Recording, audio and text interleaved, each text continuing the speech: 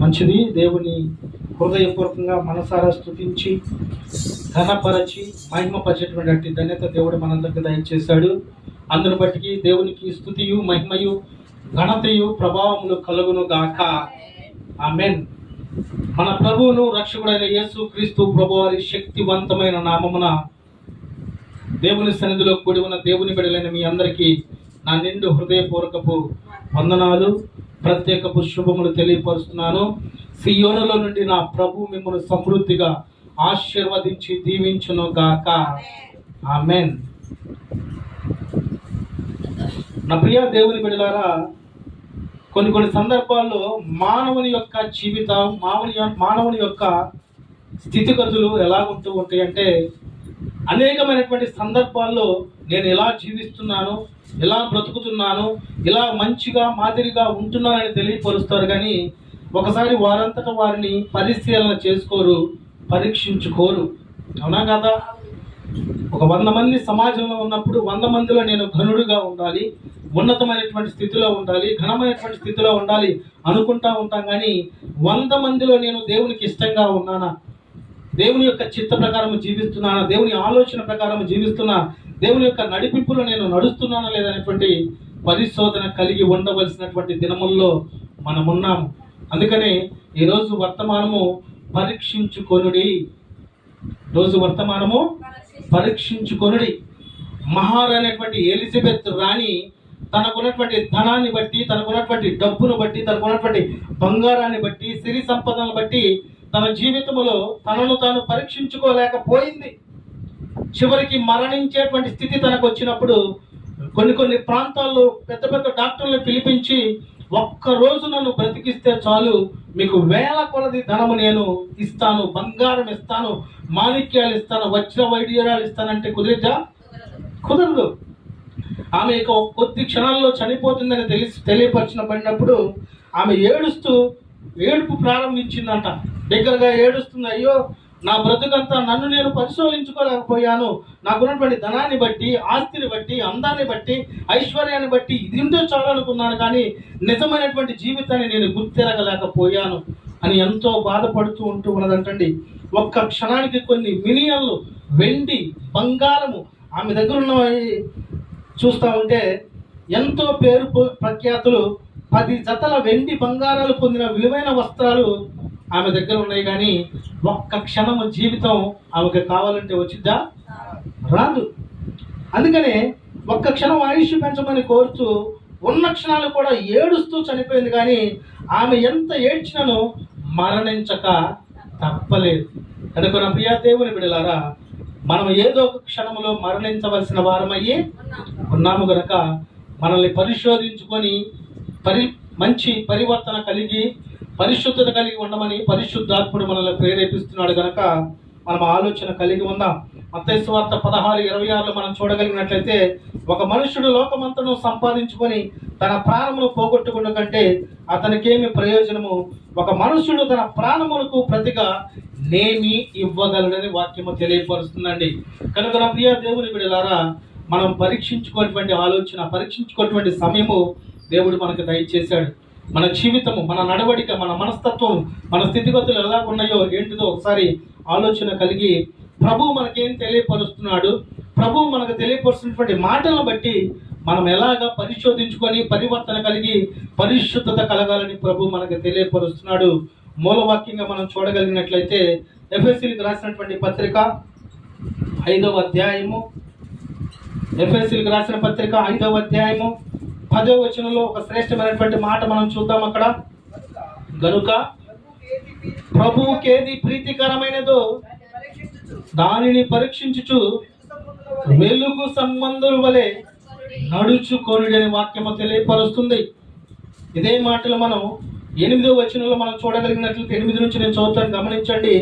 మీరు పూర్వమందు చీకటి అయి ఉంటిరి, ఇప్పుడైతే ప్రభువునందు వెలుగై ఉన్నాం. హల్లెలూయా. అవునా కదా? మనం పూర్వమంది ఏమన్నా చీకటి అయ్యాం, అనగా పాపమై ఉన్నాం, లోక సంబంధమైనటువంటి స్థితిలో పడి ఉన్నాము. కానీ ఇప్పుడైతే ప్రభువునందు వెలుగై ఉన్నాం, ఆయన బిడ్డలుగా ఉన్నాం, ఆయన మహాకాంతిలో మనం జీవిస్తున్నాం, ఆయన గొప్ప తేజస్సులో మన జీవితాన్ని కొనసాగిస్తూ ఉన్నాము.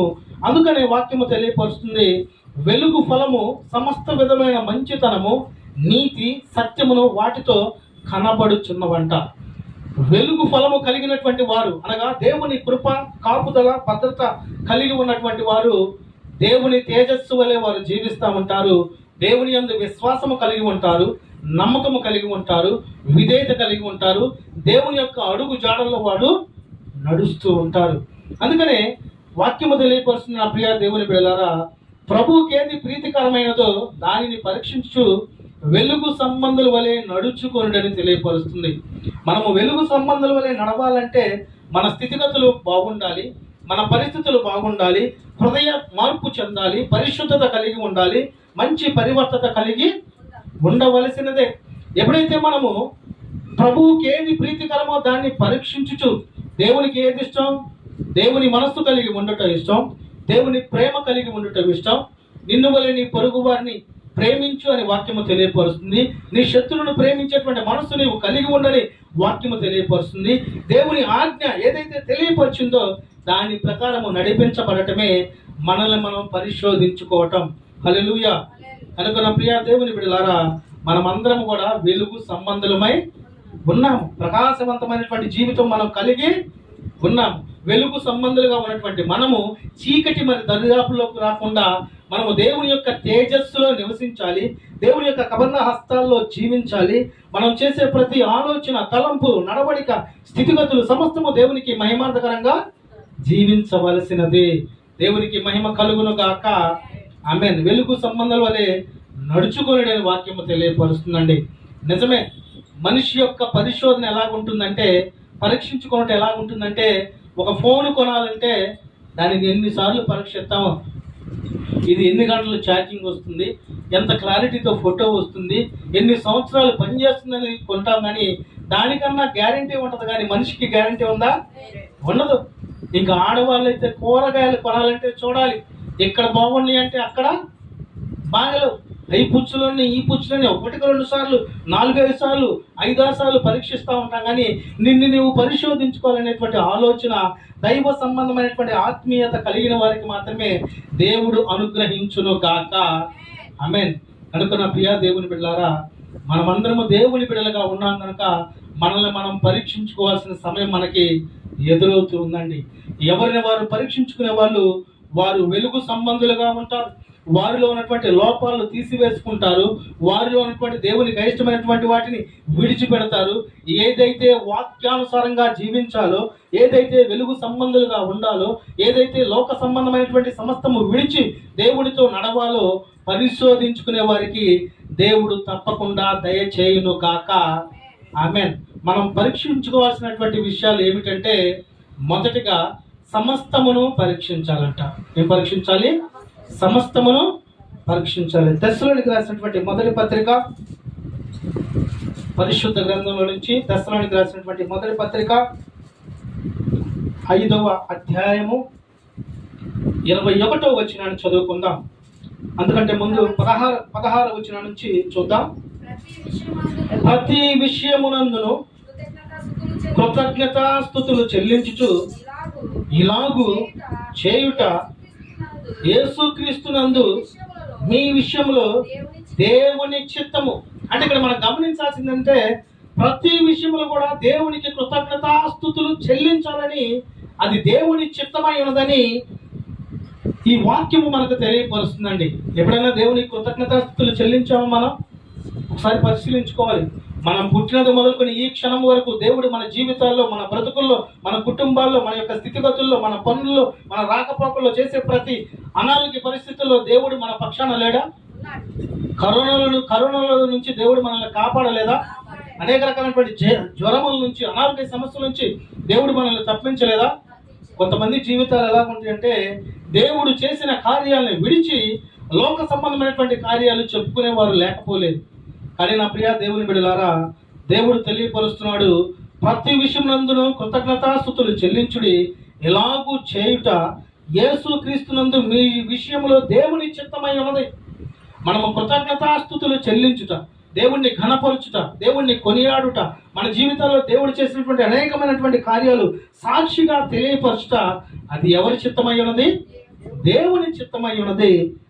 అలాగని మనం చూస్తే ఆత్మను ఆర్పకుడి, ప్రవచించుటను నిర్లక్ష్యము చేయకుడి, సమస్తము పరీక్షించి మేలైన దానిని చేపట్టుడి. ఆత్మనంట ఆర్పకూడదంట. ఆత్మీయ జీవితాన్ని ఆర్పుకునేటువంటి ఆలోచన కలిగి ఉండకూడదు. ప్రియ దేవుని బిడ్డలారా, పరిశుద్ధ లేఖనంలో ప్రార్థన చేయని వాళ్ళు ప్రభువుకి ఇష్టడుగా ఉండలేరు. ప్రార్థన చేయని వారు దేవునితో సహవాసం కలిగి జీవించలేరు. ప్రార్థన చేయని వారు వారి స్థితిగతులు, వారి పరిస్థితులు, వారి జీవితం, వారి గమ్యాన్ని గుర్తెరగలేరు. అందుకనే మనల్ని మనం పరిశోధించుకోవాలి. మన నడవడిక ఎలాగుంది, మన పరిస్థితి ఎలాగుంది, సంఘములో మన యొక్క ప్రవర్తన ఎలాగుంది, నీ కుటుంబంలో నీ ప్రవర్తన ఎలాగుంది, నీ వ్యక్తిగత జీవితం ఎలాగుందన్నది మనల్ని పరిశోధించుకోగలిగితే మనలో ఉన్నటువంటి ప్రతి దేవునికి ఇష్టమైనటువంటి లోపములు దేవుడు తీసివేసి వాటన్నిటి నుంచి మనల్ని దేవుడు ప్రత్యేకపరిచి తన కృపలో, తన దయలో, తన శక్తిలో మనల్ని నింపును గాక. ఆమేన్. అందుకనే ఆత్మను ఆర్పకుడి, ప్రవచించుటను నిర్లక్ష్యము చేయకుడి, సమస్తమును పరీక్షించి మేలైన దానిని చేపట్టుడి. మనము సమస్తమును పరీక్షించేవారుగా ఉండాలి. వేటిని పరీక్షించాలంటే, కుటుంబంలో ఏదైనా సమస్య, ఏదైనా ఇబ్బంది, ఏదైనా వేదన వచ్చిందనుకోండి, దాన్ని పరీక్షించాలి. ఎలా పరీక్షించాలంటే, ఇది దేవుని కార్యమా, అపవాదిగాడి కార్యమా, ఇది జరిగితే నాకు మేలా లేకపోతే కీడా అన్నది మనం పరిశోధించుకోవాలా లేదా? తప్పకుండా పరిశోధించుకోవాలి. అంతకంటే ముందు మనకి ఏదైనా సమస్య వచ్చినప్పుడు వెంటనే మోకాళ్ళుని ప్రభు సన్నిధికి మనం వెళ్ళాలి. దేవా, ఇదిగో ఈ పరిస్థితి నాకు ఎదురైంది, దీని నుంచి నేను బయటికి రావాలంటే నాకు జ్ఞానము దయచేయి, తెలివిని దయచేయి, వివేకాన్ని దయచేయి, దీన్ని దాటి ముందుకెళ్ళటానికి నేను ఎలా వెళ్ళాలో నాకు తెలియపరిచినటువంటి మాట మనం దేవుణ్ణి అడిగేవారిగా ఉండాలండి. ఏదైనా సమస్య వచ్చిందంటే వెంటనే రవి ఫోన్ తీసి ఎక్కడో ఉన్నవాడికి ఫోన్ చేసి వాళ్ళే పాపం కొట్టుకులు ఆడుతూ ఉంటారు వాళ్ళ సమస్యతో. వాళ్ళకు మళ్ళీ మనం ఇంకో సమస్య క్రియేట్ చేయటం లేదా అట్లాంటి వాళ్ళు ఉన్నారు.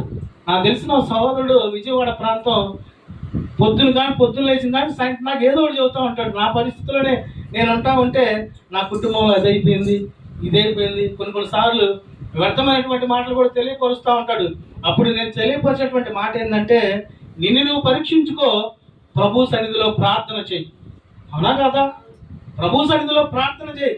ఎందుకంటే భార్య భర్తల మధ్యకి మూడో వ్యక్తి వెళ్ళకూడదండి. ఎప్పుడైనా కానీ మూడో వ్యక్తి వెళ్ళాడా వాళ్ళిద్దరు బాగానే ఉంటారు ఎప్పటికైనా. ఆ వెళ్ళినోడికి వచ్చింది చేటు. హల్లెలూయా. కనుక నా ప్రియ దేవుని బిడ్డలారా, మనము సమస్తమును పరీక్షించి మేలైన దాన్ని చేపట్టే వారిగా ఉండాలండి. దేవుని మాటలు ఏం తెలియపరుస్తున్నాయి, దేవుని వాక్యం ఏం తెలియపరుస్తుంది, దేవుని ఆజ్ఞ ఏం తెలియపరుస్తుంది, ఏది మనం కనిపెట్టుకొని మన జీవితాన్ని, మన బ్రతుకుని, మన యొక్క జీవన విధానాన్ని మేలుకరంగా మార్చుకోవాలన్నది పరీక్షించి దానిని గుర్తెరిగి ఆత్మీయ నేత్రముతో చూచేవారుగా మనము ఉండాలి. మనం చూస్తూ ఉంటే జక్కీ జీవితంలో వ్యర్థమైనటువంటి స్థితిగతుల్లో తను ఉన్నాడు. వ్యాపారములో అధిక వడ్డీలో జీవిస్తున్నాడు. కానీ దాని నుంచి ఏమీ ఉపయోగం లేదని తను తెలుసుకున్నాడు. ఎప్పుడంటే ప్రభువుని కనులారా చూసిన క్షణములో అప్పుడు ఏం చేశాడంటే వెంటనే సమస్తమును విడిచిపెట్టాడు. ఏది మేలైనదో దాన్ని పొందుకున్నాడు. ఆ పొందుకున్న దాన్ని బట్టి నేడు ఈ ఇంటికి రక్షణ వచ్చి ఉన్నదని డైరెక్ట్గా యేసుక్రీస్తు ప్రభు వారి తెలియపరిచి ఇతడు కూడా అబ్రహాము కుమారుడే అని తెలియపరిచాడండి. హల్లెలూయా.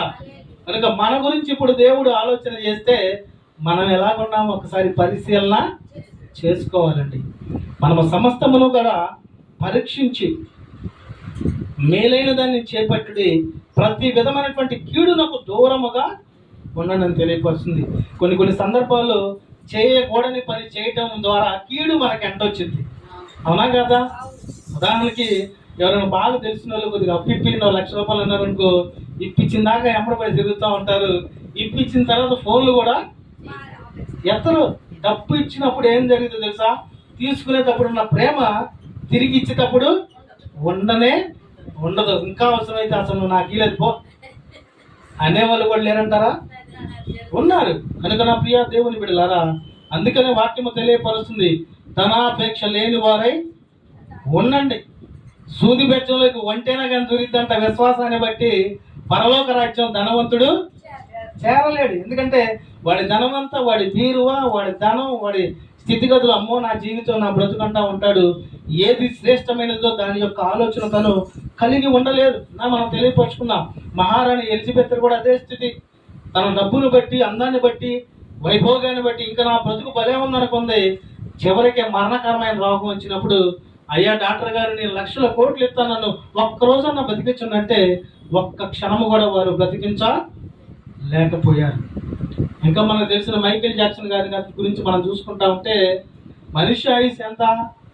70 సంవత్సరాలు. ఇంకా అధిక బలం ఉన్న వేళ 80 సంవత్సరాలు. ఇంకా అది ఆయాసం, దగ్గు, నిట్టూర్పు, శ్వాసనే.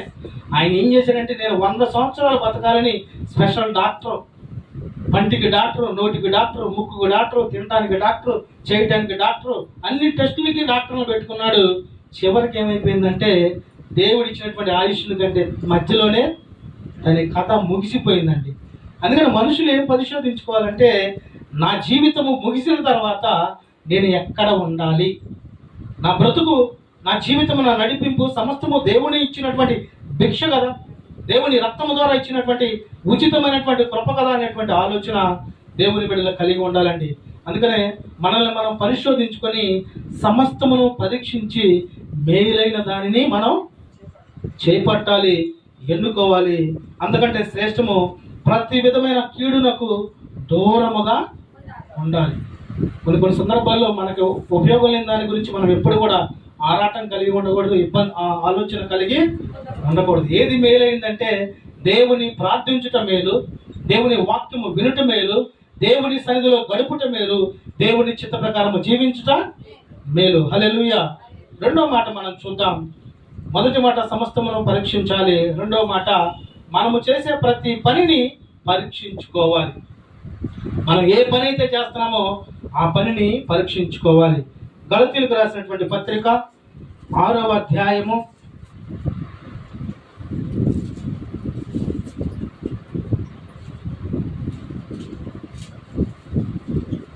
4వ వచనం చదువుకుందాం.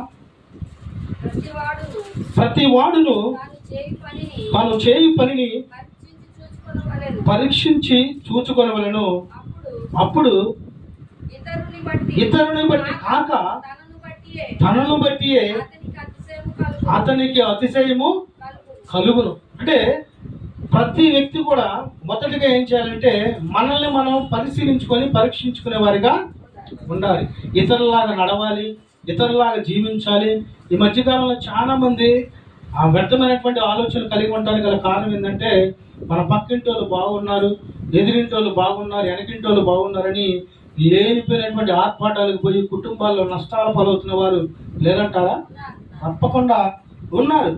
అందుకనే ప్రతి వాడును తాను చేయి పనిని పరీక్షించి చూచుకొనవలెను. నేను ఎంతవరకు జీవించాలో అంతవరకే, ఎంతవరకు ధనముని ఖర్చు పెట్టాలో అంతవరకే, ఎంతవరకు మనం దైనందినటువంటి జీవితంలో ముందుకెళ్లాలో అంతవరకే వెళ్ళేవారికి మనము ఉండాలి. అందుకని వాక్యం తెలియపరుస్తుంది, తనను తాను తగ్గించుకున్నవాడు దేవుని దృష్టిలో హెచ్చించబడతాడు, తాను హెచ్చించుకున్నవాడు దేవుని దృష్టిలో తగ్గించబడతాడు. దీన్ని బట్టి మనం ఏం చేయాలంటే, మనము చేసే ప్రతి పనిని మొదటిగా పరీక్షించుకోవాలి. ఇది దేవుని సంబంధమైనటువంటి పని, వ్యర్థమైనటువంటి పని. ఈ పని వల్ల దేవునికి మహిమ వస్తుందా రాదు అన్నది ఆలోచన కలిగి ఉండాలి. ప్రతి వాడును తాను చేయి పనిని పరీక్షించుకునేవారు. అప్పుడు ఇతరుని బట్టి కాక తనను బట్టి అతనికి అతిశయము కలుగుతుందంట. మనల్ని మనం పరీక్షించుకునేటప్పుడు ఇతరుల ఆలోచన మన దరిదాపులో కూడా రావు.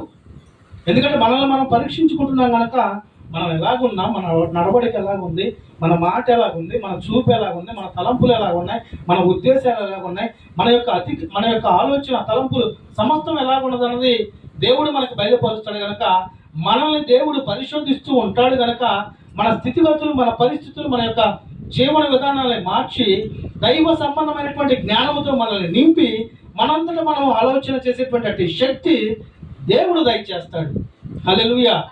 కనుక మనల్ని మనం పరిశోధించుకునేవారుగా మనం ఉండాలండి.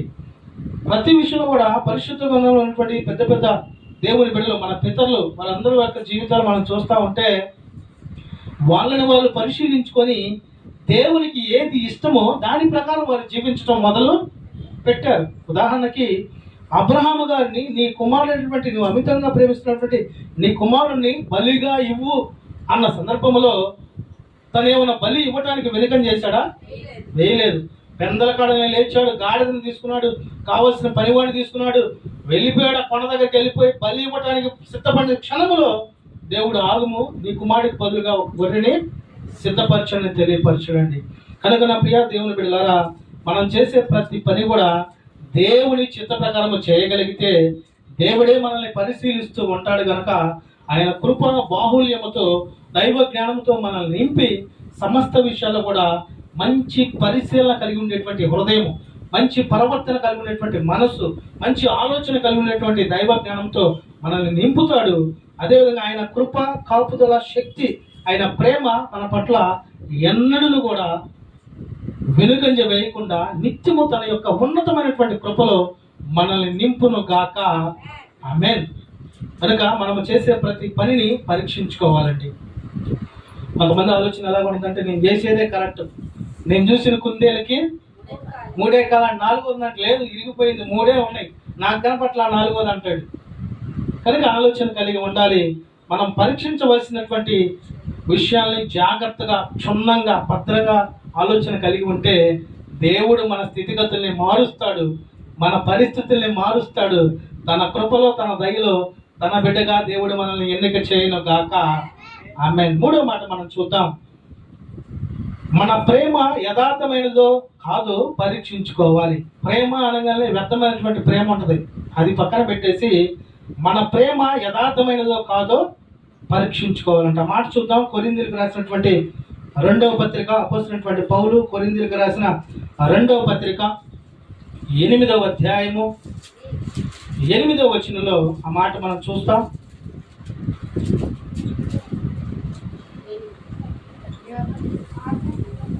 ఆజ్ఞాపూర్వకముగా మీతో చెప్పుటలేదు, ఇతరుల జాగ్రత్తను మీకు చూపడలేదు, మీ ప్రేమ ఎంత యథార్థమైనదో పరీక్షింపవలనని చెప్పుచున్నాను. ఈ 7వ వచనం మనం ఒకసారి చదవగలిగినట్టయితే, మీరు ప్రతి విషయములో అనగా విశ్వాసమందును, ఉపదేశమందును, జ్ఞానమందును, సమస్త జాగ్రత్త యందును, ప్రేమ యందును ఎలాగూ అభివృద్ధి పొందుచున్నారో అలాగే మీరు ఈ కృప యందు కూడా అభివృద్ధి పొందినట్లు చూచుకొనుడి. అంటే దేవుని యొక్క ప్రేమ విషయంలో మనము యథార్థమైనటువంటి ప్రేమ కలిగి ఉన్నామో లేదో పరీక్ష చేసుకోవాలంటండి.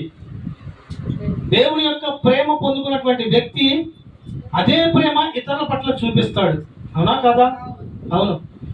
ఈ ప్రేమ విషయంలో కనుక మనం చూడగలిగినట్లయితే ఈ పరిశుద్ధ లేఖనంలో ఆది కాండము నుంచి ప్రకటనల చివరి వరకు కూడా మనం కనపడేది దేవుని యొక్క ప్రేమ మాత్రమే. హల్లెలూయా.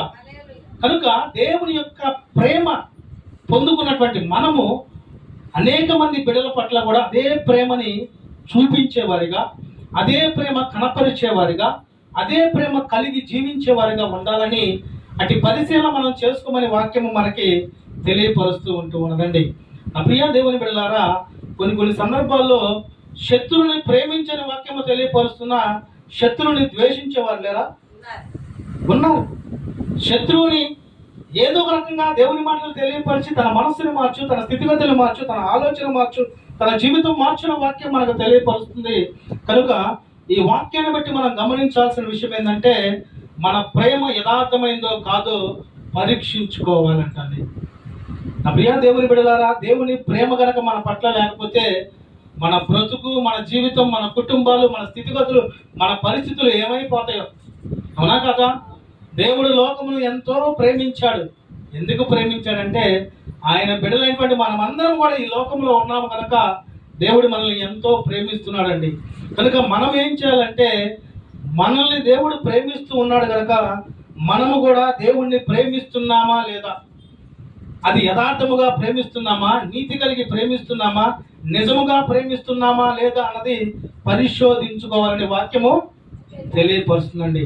యోసేపు జీవితంలో అన్నదమ్ముల ప్రేమ కోల్పోయాడు, తన తండ్రి ప్రేమను కోల్పోయాడు. కానీ ఎవరి ప్రేమను పొందుకున్నాడంటే దేవుని ప్రేమను తను పొందుకున్నాడు. కనుకనే తను ఏ పని చేస్తున్నా అక్కడ వర్ధిల్లుతూ ఉన్నాడు. ఏ ప్రాంతంలో అయితే బంధింపబడ్డాడో అదే ప్రాంతంలో ఉన్నతమైనటువంటి స్థితి దేవుడు తనకు దయచేశాడండి. హల్లెలూయా. కనుక నా ప్రియ దేవుని బిడ్డలారా, ఈ శ్రేష్టమైనటువంటి సమయంలో దేవుని మాటలు తెలియపరుస్తున్న నేనైనా వింటున్న మీరైనా దేవుని ప్రేమ మీలో ఎంత ఉన్నదో పరిశీలన చేసుకోవాలి, పరిశోధించుకోవాలండి. ఈ లోకంలో జీవిస్తున్నప్పుడు వ్యర్థమైనటువంటి ప్రేమలు, వ్యర్థమైనటువంటి ఆలోచనలు, వ్యర్థమైనటువంటి తలంపుల వల్ల ఏమీ మనకు ఉపయోగము ఉండదు. అది నిజమైనటువంటి ప్రేమ, స్పష్టమైనటువంటి ప్రేమ, ఉన్నతమైనటువంటి ప్రేమ. ఈ ప్రపంచంలో నిన్ను ప్రేమించే వారు ఎవరన్నా ఉన్నారంటే అది మనల్ని సృష్టించిన సృష్టికర్త అయిన మన తండ్రి ప్రేమ మాత్రమే. హల్లెలూయా. కనుక ఆ ప్రేమని మనం యథార్థముగా ప్రేమిద్దాం. దేవుని మనస్సు మనం కలిగి ఉందాం. అపోస్తలుడైనటువంటి పౌలు తెలియపరుస్తున్నాను, బ్రతుకుటైతే నాకు మేలే, చావైతే నాకు లాభం అంటున్నాడు. ఎందుకంటే దేవుని ప్రేమ కలిగి అతను పరిచర్య చేశాడు, దేవుని ప్రేమ కలిగి సంఘాలు కట్టాడు, దేవుని ప్రేమ కలిగి అనేక మంది తన మీదకి తిరగబడిన, ఖైదీ చేసిన, ఇబ్బందులు పాలు చేసిన, నిందించిన, దూషించిన, అవమానపరిచిన కానీ తను దేవుని యందు మాత్రమే నమ్మిక కలిగి ఉన్నాడు. తద్వారా దేవుని ప్రేమ కలిగి జీవించాడు. కనుక ఎన్ని సమస్యలు నాకు ఎదురైనా మంచిదే, నాకు బ్రతుకుటైతే క్రీస్తే, చావైతే లాభమని తెలియపరచడండి. ఈరోజు నీ జీవితంలో నీ బ్రతుకు ఏమైనదంటే, నా బ్రతుకులు అన్నీ ఉన్నాయి, నా బ్రతుకు చాలా ఆనందంగా ఉంది, సంతోషంగా ఉంది, సమాధానంగా ఉందని తెలియపరుస్తారు.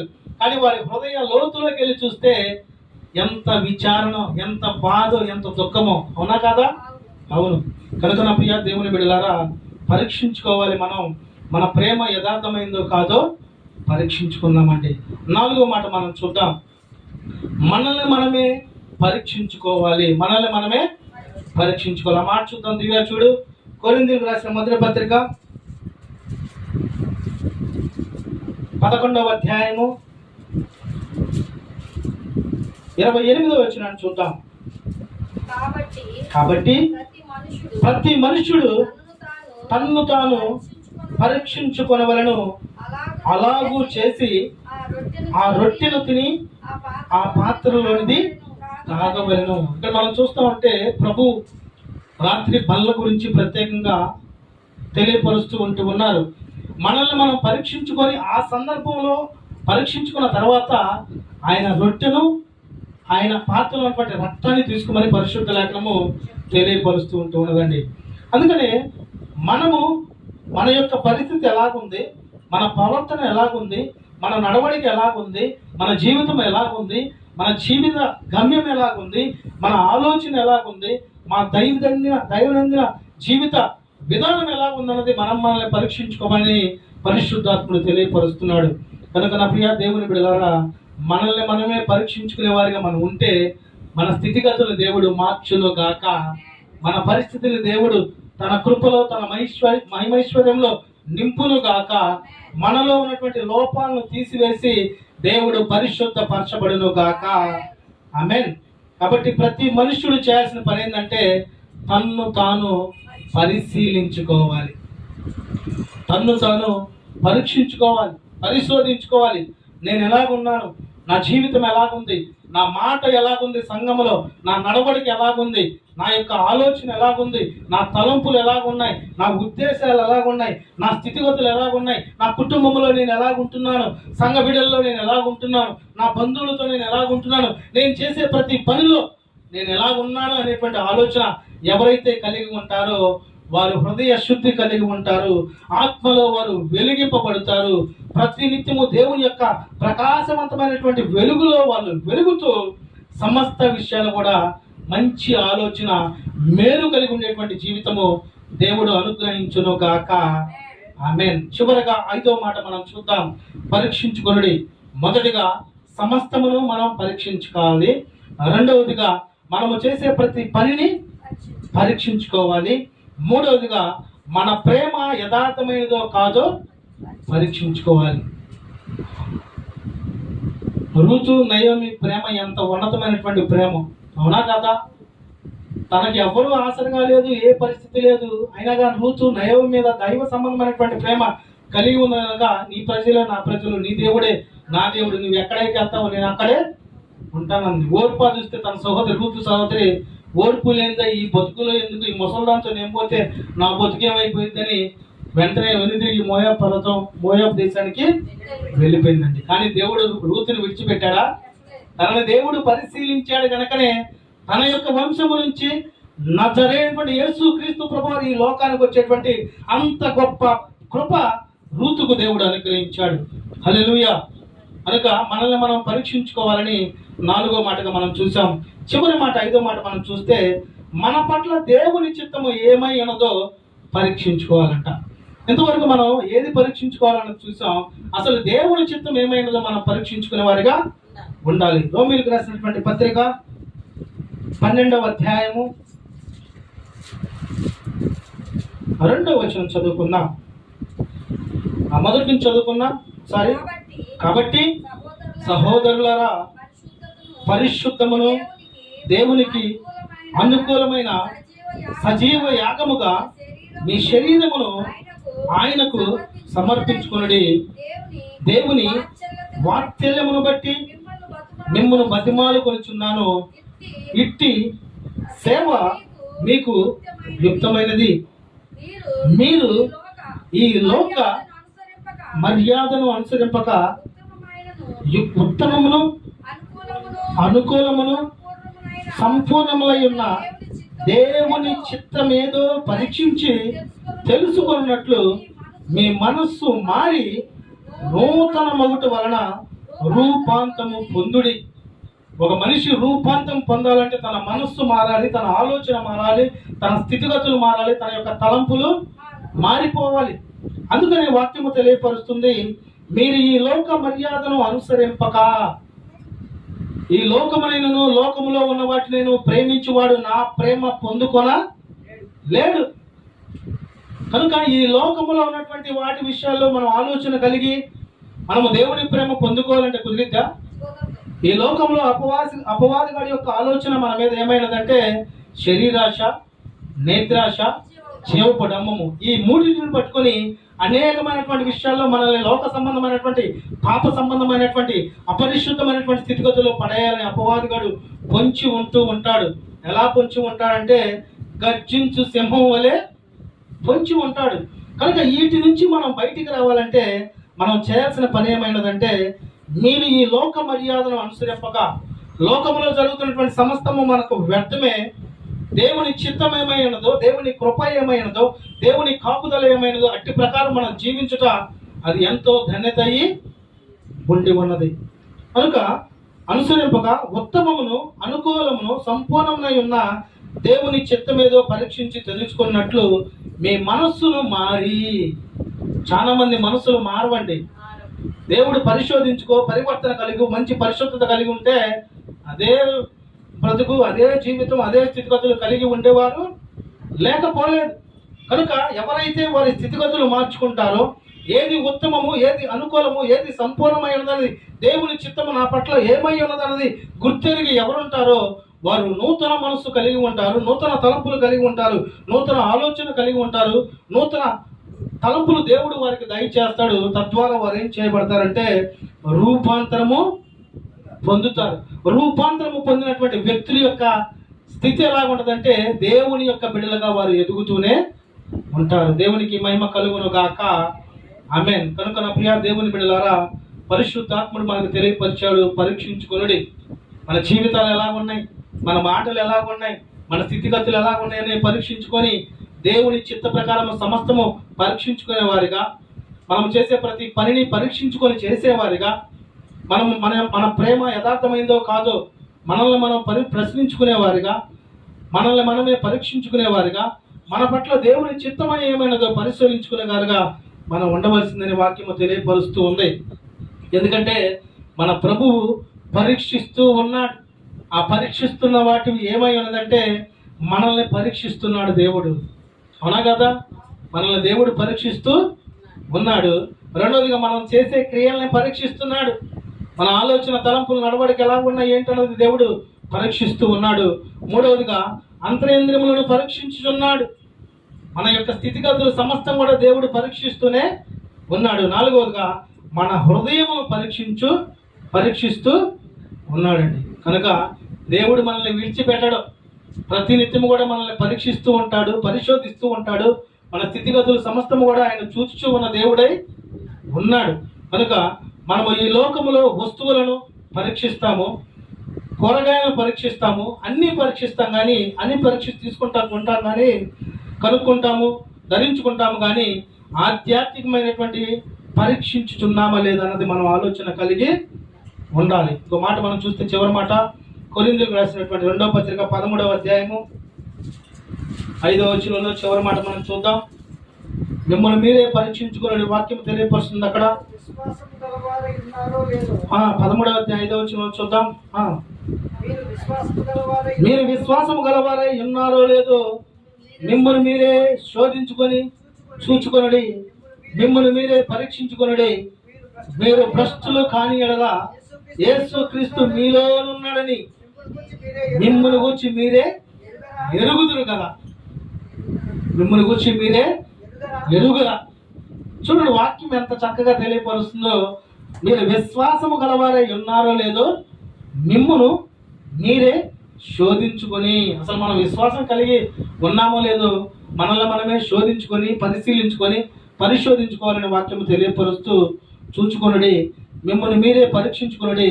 మీరు భ్రష్టులు కాని యెడల యేసుక్రీస్తు మీలోనున్నాడని మిమ్మల్ని గుర్చే మీరు ఎరుగురా.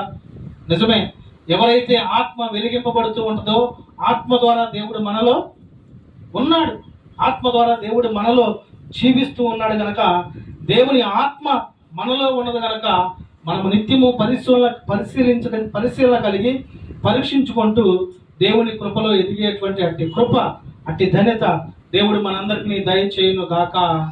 ఆమేన్. ఈ శ్రేష్టమైనటువంటి మాటలు దేవుడు మన వినికిడిలో ఆశీర్వదించి దీవించును గాక.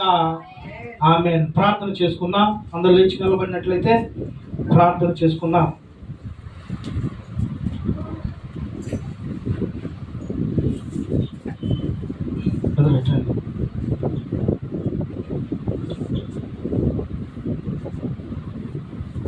ప్రార్థన చేసుకుందాం. పరిశుద్ధుడా, ప్రేమ తండ్రి, మీ ఘనమైన స్తుతులైనా తండ్రి, మీ యొక్క మహాకృపా ప్రేమను బట్టి తండ్రి ఈ సమయంలో తండ్రి యొక్క స్థలంలో తండ్రి మీ అందరము అయినా మిమ్మల్ని స్తుతించి కీర్తించి ఆరాధించలాగున తండ్రి ఇటు కృపాపాత్రము దయచేసినందుకు స్తుతించండి అయ్యా. ఇప్పుడు విన్నటువంటి వాక్యము తండ్రి మీ దాసులు మాకు వివరించగా మీ అందరము కూడా తండ్రి ఈ యొక్క వాక్యానుసారంగా జీవించడం సహాయం చేయండి అయ్యా. విన్నటువంటి వాక్యం మా హృదయంలో దూరంగా ఫలించడానికి సహాయం చేయండి. విన్నటువంటి మేము తండ్రి భ్రష్టులము కాకున్నట్లుగా తండ్రి మమ్మల్ని మేము పరిశోధించుకున్నట్లుగా సహాయం చేయండి అయ్యా. అటువంటి విశ్వాసం మాలో ఉందో లేదో తండ్రి మేము చూసుకున్నట్లుగా కూడా సహాయం చేయండి. ఒకవేళ తండ్రి మేము వాక్యం విని తండ్రి దాని ప్రకారంగా జీవించినట్లయితే అయినా వ్యర్థులమైపోయి పాపలమైపోయి లోకములోను నాశనంలోను మరణంలోకి దారితీస్తుంది తండ్రి. అటువంటి జీవితం తండ్రి మాకునైనా మేము పొందకుండా తండ్రి మీ కుమారుడైన యేసుక్రీస్తు ప్రభువు యొక్క రక్షణ భాగ్యమును తండ్రి ఎరిగినటువంటి మేము తండ్రి మీ యొక్క రక్షణ పొందుకొని తండ్రి మీలో నిత్య నివాసము తండ్రి మీ యొక్క నిత్య జీవనం మేము పొందుకునే వారముగా జీవించినట్లుగా సహాయం చేయండి. అట్టినైనా గ్రహింపుగల జీవితమును మాకు దయచేయండి, అటు విశ్వాసము దయచేయండి. మీలో తండ్రి నైనా మీ యొక్క విశ్వాసంలో వేరు పారి జీవించినట్లుగా మీరు కృపను దయచేయండి అయ్యా. మేము దూరంగా ఫలించి తండ్రి నైనా మీకు మహిమను తండ్రి మాకు ఘనతను తండ్రి కలిగించుకునే వారుగా మా జీవితంలో తండ్రి మేము మేలును తండ్రి మీ నుంచి పొందుకునే వారుగా చేసి దీవించి ఆశీర్వదించి ఇటు జీవితంలో తండ్రి మీ కుమారుడు యేసుక్రీస్తు ప్రభువు వారు దయచేసి మీకై మహిమ ఘనత ప్రభావమును కలుగ చేసుకుని కదండి. ప్రభువైన యేసుక్రీస్తు వారి పరిశుద్ధ నామమున అడిగి వేడుకొచ్చున్నాము మా పరమ తండ్రి. ఆమేన్. స్తోత్రమయ్యా, స్తోత్రమయ్యా, స్తోత్రమయ్యా, స్తోత్రమయ్యా, స్తుతి స్తుతి స్తోత్రం. దేవా, పరిశీలించుకొని మీరు మాతో మాట్లాడిన మాటలను బట్టి మీకే స్తోత్రాలు తెలియపరుద్దాం, స్తుతిద్దాం దేవుణ్ణి. స్తోత్రమయ్యా, స్తోత్రమయ్యా, గొప్ప దేవుడా మీకే స్తోత్రం. ఆశ్చర్యకరుడా మీకే స్తోత్రమయ్యా, స్తోత్రమయ్యా. నీ వాక్కు ద్వారా మమ్మల్ని నాయన తండ్రి మీ నడిపింపులోకి మారుస్తున్న దేవా మీకే స్తోత్రాలు తండ్రి. ఆత్మలో బలపరుస్తున్న దేవా మీకే స్తోత్రాలు దేవా. ఆలోచన దయచేస్తున్న మా తండ్రి మీకే స్తోత్రాలు తండ్రి.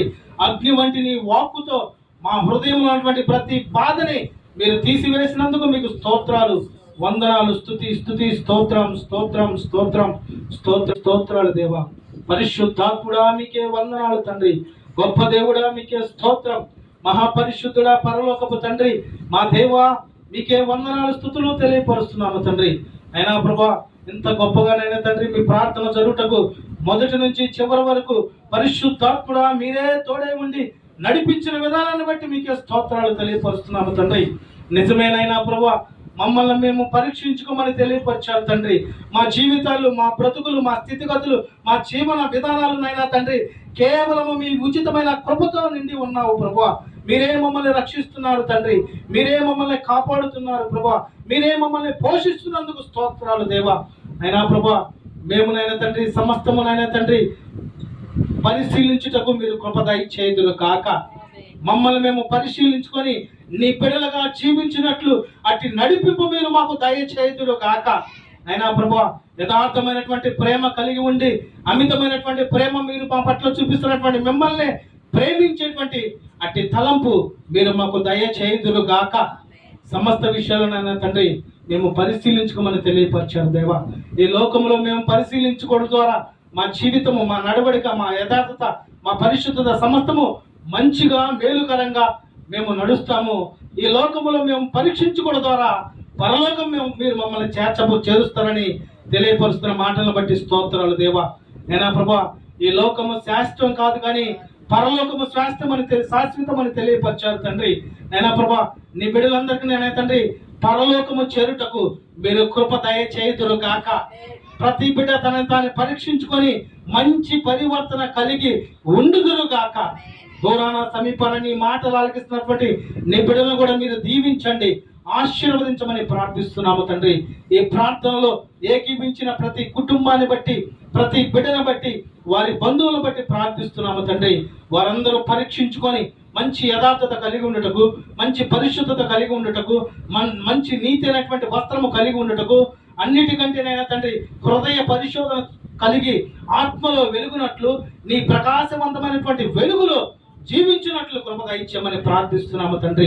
ప్రతి బిడ్డని మీరు కాచి కాపాడి మీ కృపలో జ్ఞాపకము చేసుకోమని ప్రార్థిస్తున్నాము తండ్రి.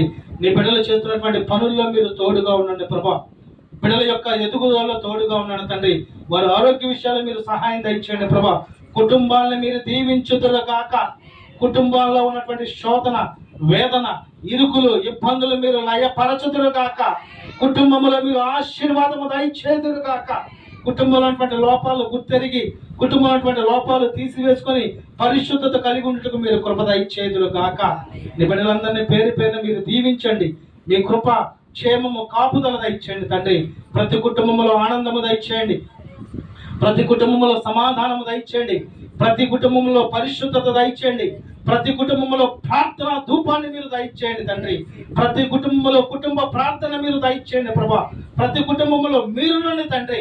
మా హృదయంలో ఆత్మ ద్వారా మాలో ఉన్న దేవ ప్రతి విషయంలో కూడా తండ్రి లోక సంబంధమైనటువంటి వాటికి భయపడకుండా, లోక సంబంధమైనటువంటి విషయాల్లో ఆలోచన కలిగి ఉండకుండా, లోక సంబంధమైనటువంటి సమస్తము వ్యర్థమైనటువంటి ఆలోచన కలిగి ఉండి కేవలము పరలోక సంబంధమైనటువంటి జ్ఞానముతో నీ బిడ్డలను మీరు నింపుదురు గాక. అంటే కృప మా అందరికీ మీరు దయచేయమని, అనారోగ్య సమస్యతో ఉన్న వారిని స్వస్థపరచండి, ఆర్థిక ఇబ్బందులు ఉన్న వారిని లేవనెత్తండి, గర్భఫలం లేని వారికి గర్భఫలము దయచేయండి, సేవకులు చేస్తున్న ప్రతి మీటింగ్ ని విజయపదంగా జరిగించండి. రక్షణ పొందిన బిడ్డలందరినీ కూడా రక్షణ భాగ్యంలోనికి మీరు నడిపించుదురు గాక. సమస్త విషయాల్లో ఇబ్బంది పడుతున్నటువంటి వారిని మీరు లేవనెత్తండి.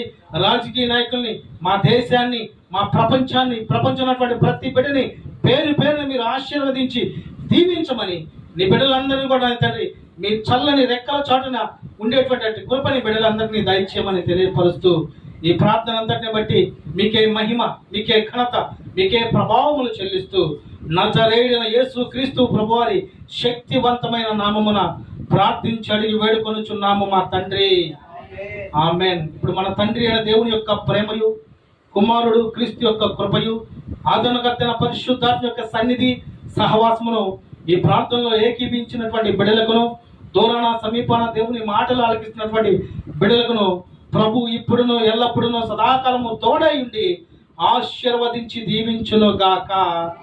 Amen, amen, amen. మన ప్రభువును రక్షకుడైన యేసు క్రీస్తు ప్రభు వారి యొక్క ఉన్నతమైన కృప మీ అందరికీ తోడై ఉండును గాక. ఆమెన్. మీ అందరికీ నా హృదయపూర్వక వందనాలు. దేవుడి మిమ్మల్ని అందరినీ సమృద్ధిగా ఆశీర్వదించి దీవించును గాక. ఆమెన్.